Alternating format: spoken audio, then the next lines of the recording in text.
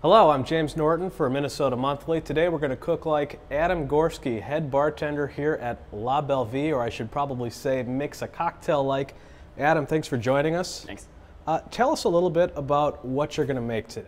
So this is a drink on our menu called the Chef Said. It's a variation on a white Negroni, which is another variation on a very traditional Negroni. The main difference is that instead of a traditional sweet vermouth, we're going to use Coca Americano, and instead of Campari, we're going to use a gentian liqueur. Today we're going to use Suze.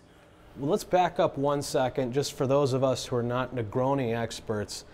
Traditional, classic, simple, what's going into it and how's it going to taste? So a traditional Negroni is going to be gin, Campari, and sweet vermouth. Very traditionally, you would just do equal parts of that, pour it over ice. Over time, that recipe has kind of been refined. And this is just yet another step in the refinement. Okay, well why don't you walk us through the ingredients that are going in and make us a Chef Said. Absolutely. I'm going to start with the London Dry Gin. We're using Gordon's gin today. Use about 1.5 ounces of this.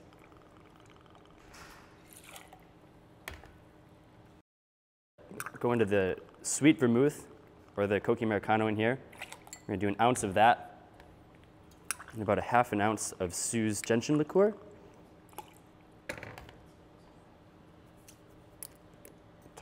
Finish it off with some Bitter Cube Boulevard bitters. We're going to stir it over ice until we get the right temperature and dilution that we want. It's a very spirit-forward cocktail, is what we like to say. So in essence, there's a lot of alcohol in it. So you want to get some water in there to make it a little bit more palatable, a little more easy to drink. And here we serve this drink up. Kind of give it a little bit of elegance, but it's perfectly fine on the rocks as well if you're making this at home for friends.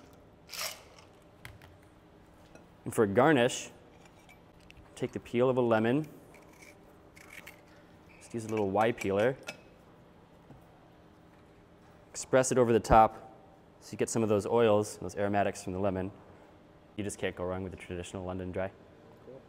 I'm going to take a sip of this if you don't object. Absolutely. It's really good. It's just got this incredibly fresh crispness to it with a little bit of a citrus and astringent bite at the end, and it's got a real depth to the finish. Delicious cocktail. Adam, thank you so much for having us here. Thanks for joining us. And if you're interested in making a Chef Said at home, we'll have it in the September issue of Minnesota Monthly.